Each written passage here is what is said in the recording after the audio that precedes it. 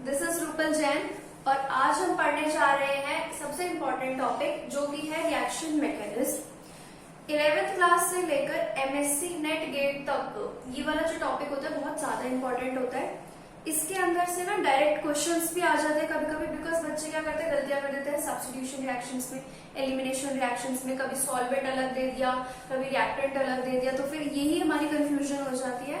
तो इसीलिए आज मैंने ये डिसाइड करा कि ना हम ये वाला टॉपिक पढ़ेंगे। तो सबसे हमारा जो फर्स्ट सब टॉपिक होगा वो होगा nucleophilic substitution reaction of alkyl halides. So let's get started. तो अब हमने ना एक एल्काइल हैलाइड लिया है, ठीक है, जिसके अंदर जो कार्बन है वो हमारा एक एक्स एटम है, उससे बॉन्डेड है, और साथ में ये 3 आर ग्रुप्स हैं जो कोई भी हो सकते हैं, एल्काइल ग्रुप हो, हाइड्रोजन हो या फिर कुछ भी हो, ठीक है। तो अब क्या है, ये जो हमारा एक्स एटम होता है ना, ये हमारा कोई इलेक्ट्रोनेगेटिव एटम होता है, ठीक है। इलेक्ट्रोनेगेटिव का क्या मतलब होता है कि इसकी जो इलेक्ट्रोनेगेटिविटी होगी वो हमारी कार्बन से ज्यादा होगी, या फिर कोई भी इलेक्ट्रॉन विड्रॉइंग ग्रुप, जैसे कि हमारे हैलाइड्स। हैलाइड्स कौन कौन से? Fluoride, chloride, bromide and iodide, ठीक है। तो क्या होता है कि ना जब ये इलेक्ट्रोनेगेटिव एटम होगा, ये अपने इलेक्ट्रॉन्स जो होता है अपनी साइड पुल करने लग जाएगा कार्बन से इस डायरेक्शन में। तो जब ये इस डायरेक्शन में इलेक्ट्रॉन्स पुल करने लगेगा तो क्या होगा, जो एक्स है उसके ऊपर हमारा पार्शियल नेगेटिव चार्ज डेवलप होने लग जाएगा, एंड जो कार्बन है उसके ऊपर हमारा पार्शियल पॉजिटिव चार्ज डेवलप होने लग जाएगा। Partial negative and partial positive charge develop होने का क्या मतलब है कि अब हमारे इस बॉन्ड के अंदर पोलैरिटी डिफरेंस आना शुरू हो जाएगा। पोलैरिटी डिफरेंस जहां आया वहां पर ये जो कार्बन और एक्स का जो बॉन्ड है ये वीक होना शुरू हो जाएगा, जिसकी वजह से ये एक्स एटम जो है वो इजीली लीव कर सकता है। तभी जो होता है ना हमारा एल्काइल हैलाइड्स, अब मतलब हम जनरली सब्स्टिट्यूशन रिएक्शंस जो होते हैं वो एल्काइल हैलाइड्स की इसीलिए ही पढ़ते हैं क्योंकि वो ज्यादा इलेक्ट्रोनेगेटिव होते हैं और इजीली बॉन्ड क्लीव करने की टेंडेंसी शो करते हैं। ये जो कार्बन था हमने टेट्राहेड्रल स्ट्रक्चर है, और ये कार्बन हमारा sp3 हाइब्रिडाइज्ड है। अब ये तो हो गया sp3 हाइब्रिडाइज्ड, ठीक है। इसके अंदर भी क्लासिफिकेशंस होती है। तो पहली जो क्लासिफिकेशन होती है वो होती है हमारी प्राइमरी हैलाइड्स की। प्राइमरी हैलाइड्स क्या होते हैं? 1 डिग्री हैलाइड्स। 1 डिग्री एग्जांपल के लिए मान लो मैंने CH3Br ले लिया, CH3Br ले लिया, तो ये हो गया हमारा प्राइमरी हैलाइड। एक होते हैं सेकेंडरी हैलाइड्स जिनको हम बोलते हैं 2 डिग्री। इसका एग्जाम्पल क्या हो गया? जैसे CH3, CH, CH3 and Br, ठीक है। अब एक और थर्ड जो क्लासिफिकेशन होती है वो होती है हमारी टर्शियरी हैलाइड्स की।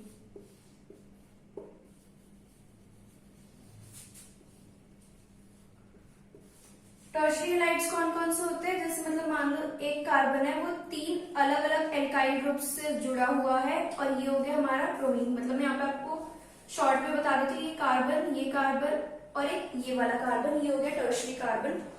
मैं आपको पहले ये क्यों बता रही हूँ क्योंकि हम पूरे चैप्टर में ये पढ़ेंगे 1 डिग्री हैलाइड है, 2 डिग्री हैलाइड है, 3 डिग्री हैलाइड है। तो अगर आप यहाँ पे क्लासिफिकेशन देख लेंगे आपको पता चल जाएगा कि प्राइमरी क्या होता है, सेकेंडरी क्या होता है एंड टर्शियरी क्या होता है। इसको मैं एक बार रफ कर देती हूँ। अब मान लो ये तो जो था हमारा कार्बन sp3 से sp3 हाइब्रिडाइज था, तो उससे जब हेलोजन जुड़ा है तो हमारा 1 degree, 2 degree and 3 degree classification हुई है। मान लो हमारा कार्बन sp2 हाइब्रिडाइज्ड हो, तो हम उस एल्काइल हैलाइड को क्या बोलेंगे? अगर हमारा कार्बन sp2 हाइब्रिडाइज्ड है, जैसे ये,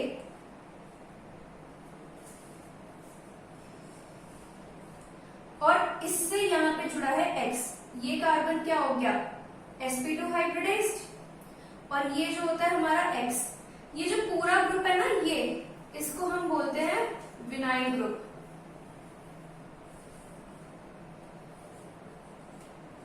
और ये बन जाएगा हमारा विनाइल हैलाइड।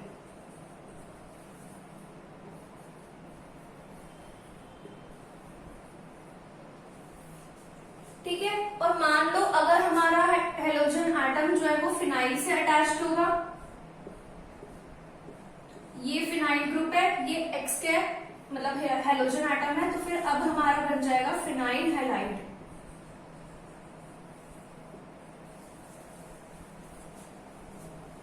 ठीक है, तो अब हमने पढ़ लिया कि कार्बन जो है sp3 हाइब्रिडाइज जो तो क्या होता है, कार्बन sp2 हाइब्रिडाइज जो तो क्या होता है।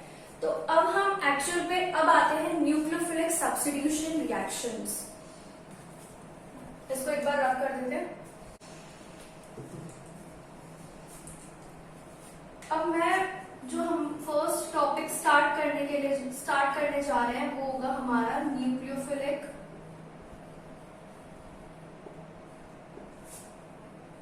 Substitution reaction.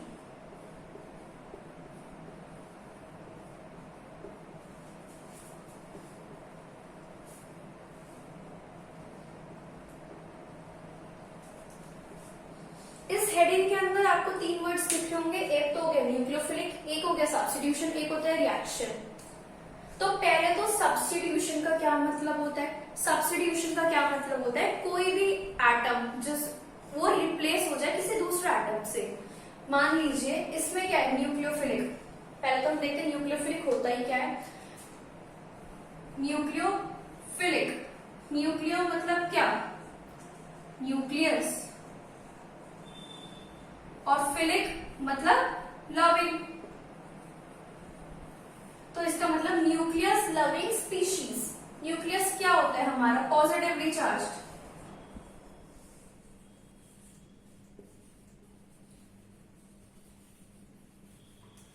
जो न्यूक्लियस होता है वो हमारा होता है पॉजिटिवली चार्ज्ड। अब हमें पता है कि जो ऑपोजिट्स होते हैं वो अट्रैक्ट करते हैं। तो जब पॉजिटिवली चार्ज कोई स्पीशीज है, इसको मतलब इसका लविंग कौन होगा? जो नेगेटिवली चार्ज हो, नेगेटिवली चार्ज हो, या फिर जिसके पास लोन पेयर्स हो। तो जो न्यूक्लियोफाइल्स होते हैं वो, अब इस न्यूक्लियोफाइल्स की क्या डेफिनेशन होगी? वो एटम्स या वो ग्रुप्स जो नेगेटिव चार्ज या फिर लोन पेयर पोजेस करते हैं वो होते हैं हमारे न्यूक्लियोफाइल्स। और जब किसी रिएक्शन के अंदर जो न्यूक्लियोफाइल है वो सब्स्टिट्यूशन रिएक्शन देता है, किसी ग्रुप को सब्स्टिट्यूट कर देता है, तो तब हम बोलते हैं न्यूक्लियोफिलिक सब्स्टिट्यूशन रिएक्शन। अब इसका जो फर्स्ट पार्ट है, जो हमारा फर्स्ट पार्ट आता है,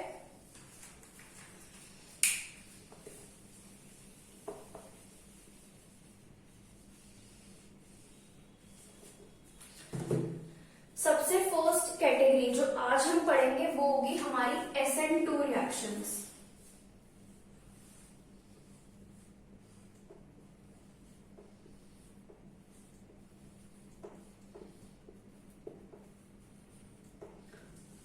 नोट करा कि मैंने SN2 कैसे लिखा है? पहले S फिर नीचे सबस्क्रिप्ट में N देन 2। यही इसकी सही नोटेशन होती है। बच्चे इसमें बहुत गलतियां करते हैं, बच्चे क्या, मैं भी बहुत ज्यादा गलतियां करती हूँ। मैंने भी जब पढ़ाने के लिए देखा तो इसकी करेक्ट नोटेशन मैंने भी ध्यान दी। तो अब देखिए इसके अंदर एक तो होता है S, एक N, एक 2। S से तो मतलब समझ में आ गया सब्स्टिट्यूशन, N से हो गया न्यूक्लियोफिलिक। ये 2 क्या है? तो ये जो 2 होता है ना, इसको हम बोलते हैं बाइमॉलिक्यूलर।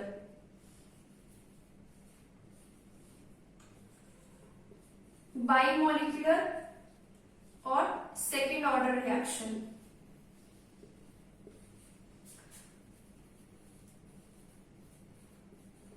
ये तो जब हम इसकी कंडीशंस पढ़ेंगे तब हमें पता चलेगा। SN2 रिएक्शन के अंदर क्या होता है कि ना, हमारे पास एक रिएक्टेंट होगा, एक लीविंग ग्रुप होगा, एक सॉल्वेंट होगा। ठीक है, वो सब मिलके एक क्या करेंगे, एक रिएक्शन देंगे। तो अब देखते हैं, मान लो मैंने एक एग्जांपल लिखा, एक एग्जांपल लिखते हैं।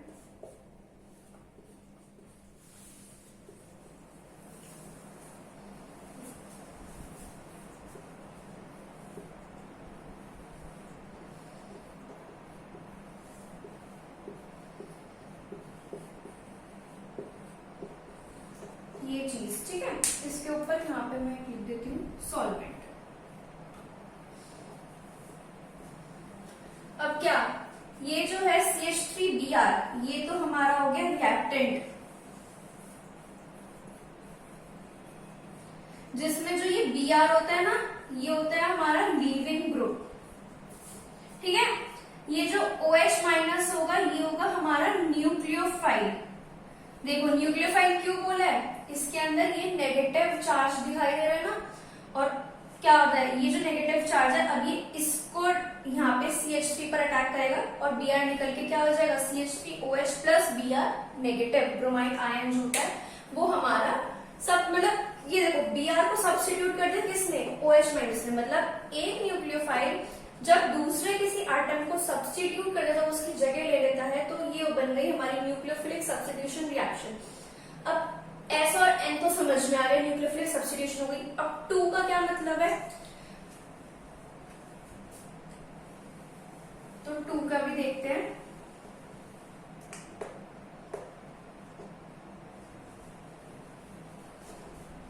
मैं एक बार इसको रब कर देती हूँ।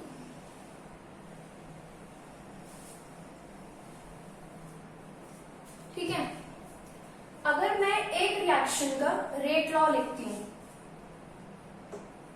रेट लॉ का क्या होगा कि रेट जो है वो हमारा directly proportional.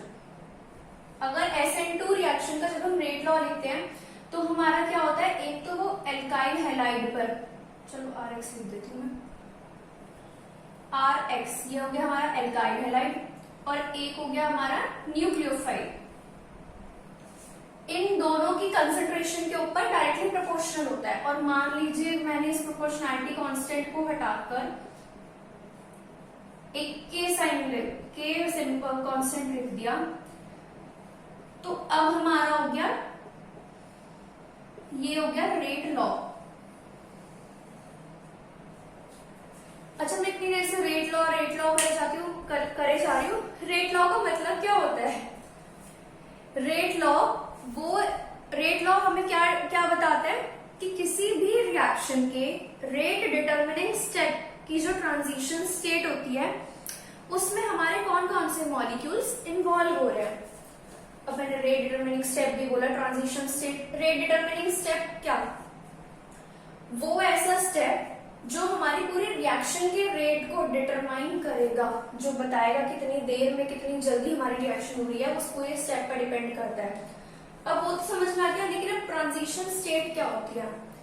Transition state basically वो स्टेट होती है जो हमारी एनर्जी प्रोफाइल में सबसे हाईएस्ट पॉइंट पर होती है, हाईएस्ट एनर्जी की होती है, और जिसके अंदर हमारा बॉन्ड ब्रेकिंग और बॉन्ड फॉर्मेशन दोनों ही सेम स्टेप में हो रहा हो, एक साथ हो रहा हो, वो होती है हमारी ट्रांजिशन स्टेट। तो जब हमने ये रेट लॉ लिखा, हमने देखा कि ना ये जो रेट है ये हमारा RX कंसंट्रेशन पर भी डिपेंड कर रहा है, न्यूक्लियोफाइल की कंसंट्रेशन पर भी डिपेंड कर रहा है। अगर हम RX को डबल कर दे रहे हैं तो रेट भी डबल हो रहा है, न्यूक्लियोफाइल की कंसंट्रेशन भी डबल कर दे रहे हैं तो ये भी डबल हो रहा है। इसका मतलब कि ये जो रेट है हमारा एल्काइल हैलाइड के रिस्पेक्ट में भी फर्स्ट ऑर्डर रिएक्शन हो गई, एंड न्यूक्लियोफाइल के रिस्पेक्ट में भी फर्स्ट ऑर्डर रिएक्शन होगी। तो 1 + 1 overall order of the SN2 reaction कितना हो गया हमारा, 2। That is it is second order reaction. तो यही हमारा, इसी का क्या मतलब हुआ, ये जो 2 आया नहीं है इसे आया हुआ, ये बाइमोलिकुलर रिएक्शन हो गई जो कि इसके ऊपर डिपेंड कर रही है।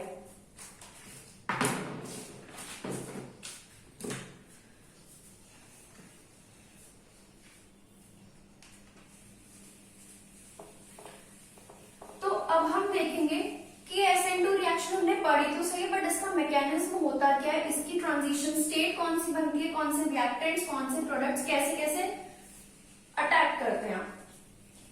ठीक है, तो अब हम इसका मैकेनिज्म पढ़ेंगे। मान लीजिए मैंने यहाँ पे एक टेट्राहेड्रल कार्बन बना दिया, मतलब हैलाइड, ठीक है, और एक न्यूक्लियोफाइल लिया था, मान लो ये वाला न्यूक्लियोफाइल ले लिया कोई। ये न्यूक्लियोफाइल जब इसके ऊपर अटैक कर रहा है तो ये क्या है, ये X जो होता है ये यहां से निकल जाएगा। ठीक है, अब जब ये निकल रहा है ना तो क्या होता है, एक ट्रांजिशन स्टेट फॉर्म होती है। कैसे फॉर्म होती है, ये जो कार्बन है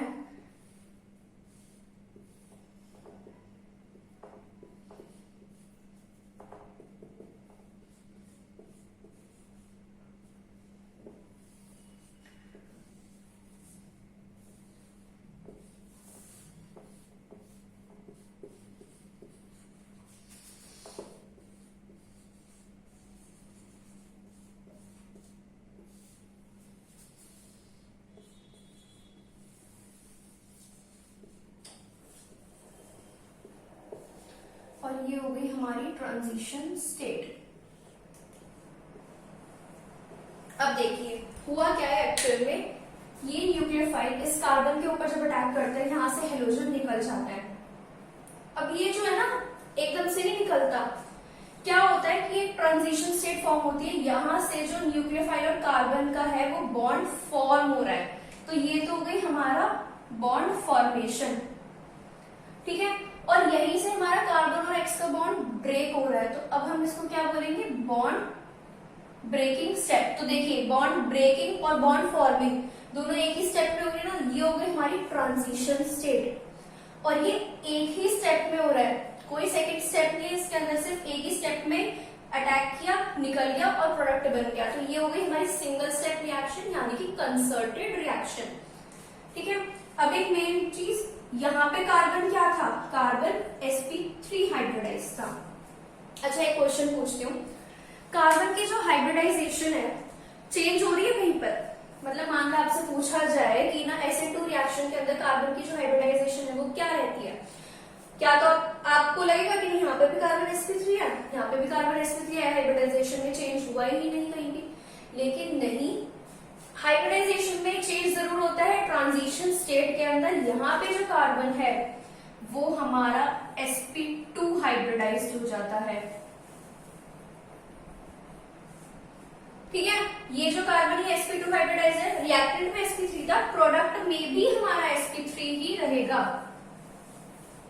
प्रोडक्ट में भी sp3 रहेगा, बट जो ट्रांजिशन स्टेट है उसके अंदर जो कार्बन है वो sp2 हाइब्रिडाइज्ड रहेगी। और क्या हमारी ज्योमेट्री चेंज हो रही है, मान लो यहाँ पे टेट्राहेड्रल थी, यहाँ पे भी टेट्राहेड्रल है, क्या ये टेट्राहेड्रल है, नहीं, ये क्या है, ट्राइगोनल बाइपिरामिडल। अगर आपसे पूछा जाए कि कौन सी शेप, कौन सी हाइब्रिड, कौन सी ज्योमेट्री के थ्रू हमारी SN2 रिएक्शन होती है, तो वो होती है ट्राइगोनल बाइपिरामिडल, ठीक है। ये दो मेन इंपॉर्टेंट पॉइंट्स हो गए, समझ में आ गया। अच्छा अब देखिए यहाँ पे जो हमारी एक्स की पोजीशन थी वो राइट साइड थी, यहाँ पे मैंने न्यूक्लियोफाइल यहाँ पे अटैक करवाया, मतलब यहाँ की साइड आ गया। एक तरीके से हमारा जो प्रोडक्ट है वो क्या हुआ, इन्वर्टेड। ये जो प्रोडक्ट फॉर्म हुआ है हमारा, ये कौन सा हुआ है, इन्वर्टेड प्रोडक्ट फॉर्म हुआ है, तो हम इसको क्या लिखेंगे, इन्वर्टेड। SN2 रिएक्शंस के अंदर हमेशा जो होते हैं 100% इन्वर्जन होती है, उसको हम क्या बोलते हैं, बॉल्डन इन्वर्जन। अगर मैं यहाँ पे लिखूं, वो होती है बॉल्डन इन्वर्जन।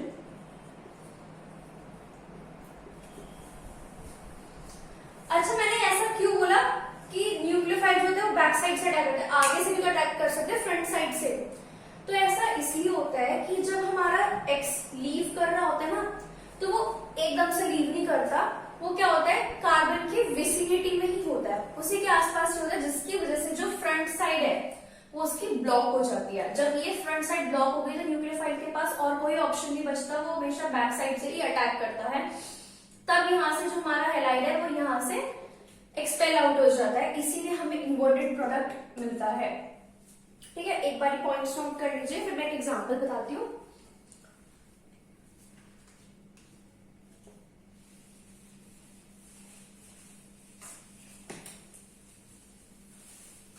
मान लीजिए हमारे पास कोई हैलाइड है, वो एक एसिमेट्रिक कार्बन के साथ अटैच्ड है।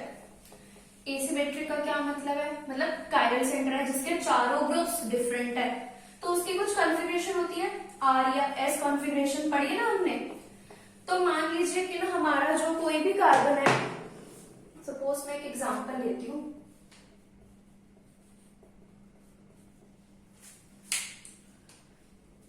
मैंने लिया है S2 ब्रोमोब्यूटेन।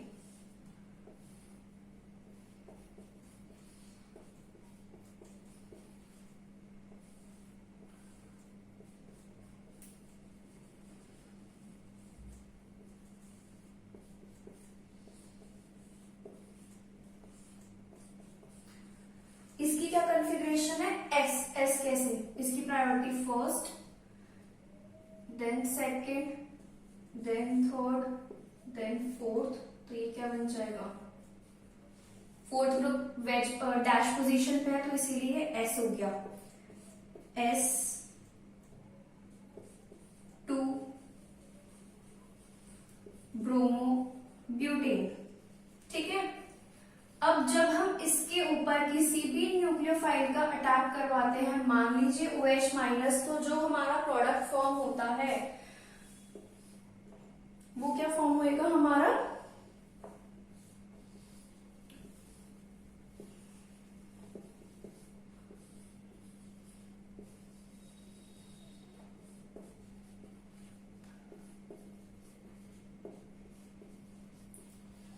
ये देखिए अब इसकी जो कॉन्फ़िगरेशन हो जाएगी वो चेंज हो जाएगी, R2 ब्यूटेनॉल क्या बन गई, R2 ब्यूटेनॉल। अब R कैसे हो गई, ये देखिए इसकी एक बार नंबरिंग का कॉन्फ़िगरेशन निकाल लेते हैं, 1 2 3 एंड 4, तो 1 2 3। H जो होता है फोर्थ प्रायोरिटी ग्रुप हमारा डैश पोजीशन पर है, क्लॉकवाइज डायरेक्शन है, तो इसीलिए हमारा R ग्रुप हो गया। यहाँ पे एंटी क्लॉकवाइज डायरेक्शन थी इसीलिए हमारा S, तो देखिए कॉन्फ़िगरेशन चेंज हो गई, S से R में हो गया, इसीलिए हमें एक इन्वर्टेड प्रोडक्ट फॉर्म हो रहा है, हमें इन्वर्टेड प्रोडक्ट मिल रहा है। तो SN2 रिएक्शंस के क्या क्या पॉइंट्स पढ़े, बैक साइड अटैक होता है, सिंगल स्टेप मैकेनिज्म होता है मतलब कंसर्टेड मैकेनिज्म, ठीक है, और क्या होता है इसके अंदर, बॉल्डन इन्वर्जन होता है, ठीक है, कार्बन जो होता है पहले sp3 हाइब्रिडाइज होता है, फिर sp2 होता है ट्रांजिशन स्टेट के अंदर, और फिर से sp3 हाइब्रिडाइज बन जाता है। ट्रांजिशन स्टेट की जो शेप होती है वो क्या होती है, ट्राइगोनल बाइपिरामिडल, ठीक है, और क्या होता है, एक ही ट्रांजिशन स्टेट बनती है, ओनली वन ट्रांजिशन स्टेट, ठीक है। तो अब हम देखते हैं इसका एनर्जी प्रोफाइल डायग्राम।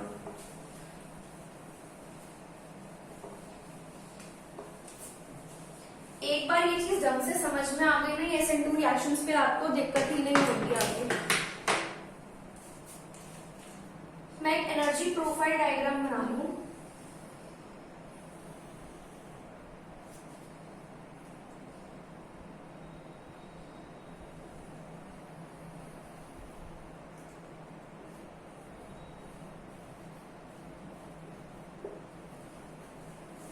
ये क्या लिखा है, रिएक्शन कोऑर्डिनेट। रिएक्शन कोऑर्डिनेट का क्या मतलब है कि ये हमारी प्रोग्रेस ऑफ द रिएक्शन बताती है, रिएक्टेंट से लेके प्रोडक्ट तक की, और यहाँ पे क्या आ जाएगी, एनर्जी, मतलब ऊपर जाते जाते एनर्जी हमारी इंक्रीज हो रही है। ये क्या हो गई, यहाँ पे आ गए रिएक्टेंट्स, यहाँ पे आ गए प्रोडक्ट्स, ये हो गई ट्रांजिशन स्टेट। एक बार पहले रिएक्शन लिख देती हूँ, मान लीजिए ये हमारा RLG लीविंग ग्रुप, ठीक है, और इसके ऊपर एक न्यूक्लियोफाइल ने अटैक करा, एक ट्रांजिशन स्टेट बनी, ये ट्रांजिशन स्टेट, और इसके बाद यहाँ पे R न्यूक्लियोफाइल हमारा प्रोडक्ट बन गया। तो जब हम यहाँ पे लिखेंगे, यहाँ पे क्या आ जाएगा, RLG प्लस न्यूक्लियोफाइल। ये वाली स्टेप में क्या हो जाएगी कि बॉन्ड ब्रेक हो रहा है और एक बॉन्ड फॉर्म हो रहा है, ये हो गई हमारी ट्रांजिशन स्टेट, ठीक है। और यहाँ पे हमें फाइनल प्रोडक्ट क्या मिल रहा है, R न्यूक्लियोफाइल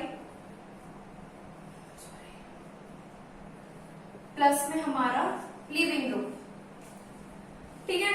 अब क्या है कि ना ये तो चलो यहाँ पे क्या दिख रहा है आपको कि जो रिएक्टेंट्स की एनर्जी है वो ज्यादा है, प्रोडक्ट्स की एनर्जी हमारी कम है। इसका क्या मतलब हुआ, अब यार देखो कोई रिएक्शन हो रही है, क्यों होगी, स्टेबिलिटी अटेन करने के लिए, लास्ट में कुछ स्टेबल कंपाउंड ही तो बनना चाहिए।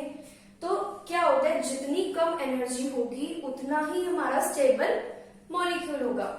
रिएक्टेंट्स की जो एनर्जी थी वो हाई थी, बट जब हमने रिएक्शन करी, जो हमारी प्रोडक्ट्स आए हैं वो कम एनर्जी के, मतलब प्रोडक्ट स्टेबल है, तो ऑब्वियसली बात है ये रिएक्शन होनी ही चाहिए, स्टेबिलिटी की तरफ अटेन कर रहे हैं। अब क्या, ट्रांजिशन स्टेट और न्यूक्लियोफाइल फाइल के जो बीच का एनर्जी डिफरेंस होता है उसको हम ऐसे रिप्रेजेंट करते हैं डेल्टा जी, और ये उल्टा हैश मान लो तो ये क्या बताता है? Free energy of activation. Delta G star मान लो इसको, ये क्या होता है? Free energy of activation.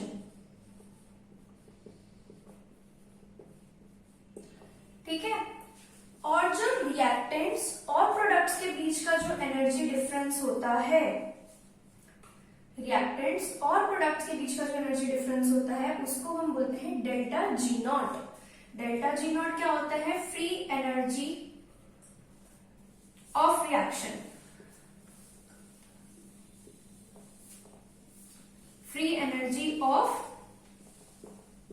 Reaction. ठीक है। अब क्या है?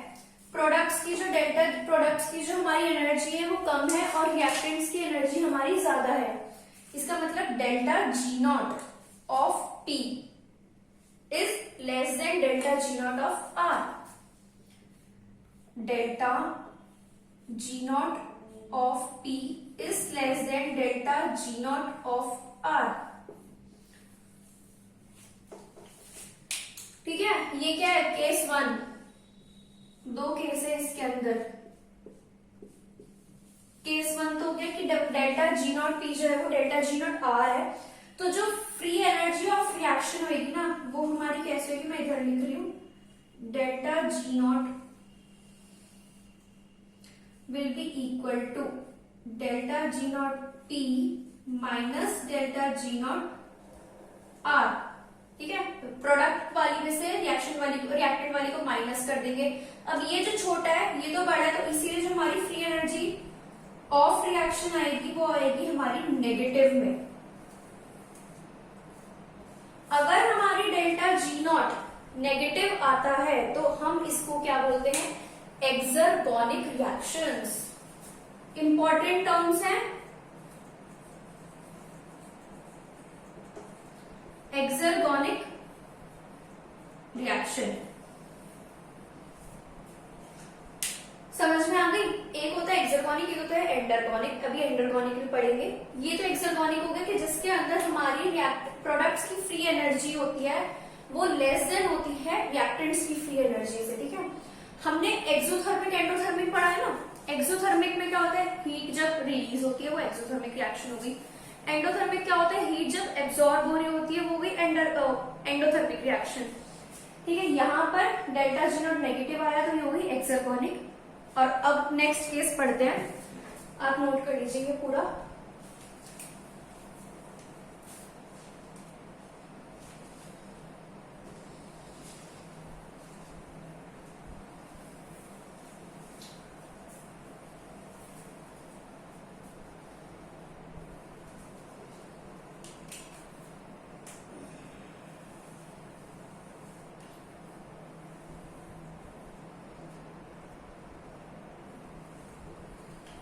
अब हम पढ़ेंगे केस 2।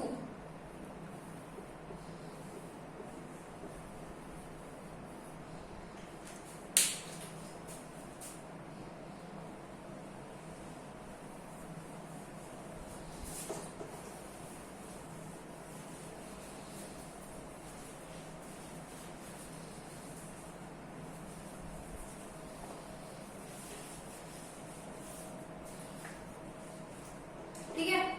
एक मिनट में यहाँ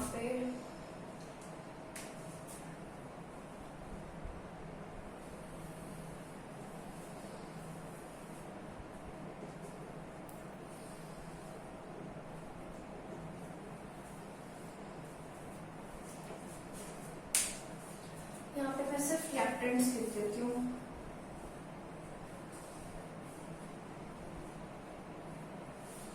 और यहाँ पे लिख दिया मैंने प्रोडक्ट्स।